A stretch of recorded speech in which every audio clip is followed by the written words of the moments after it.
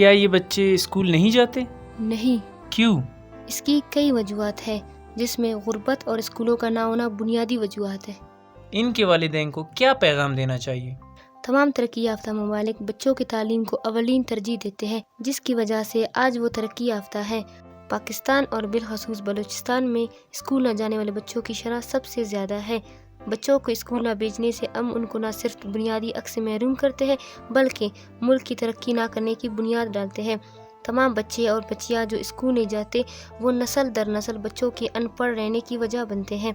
माँ बाप, गवर्नमेंट और तमाम जिम्मेदार इदारों को चाहिए कि वो बच्चों की तालीम के फ़रोग़ के लिए हर मुमकिन कोशिश करें, मुल्क की तरक्की और खुशहाली को यकीनी बनाएं।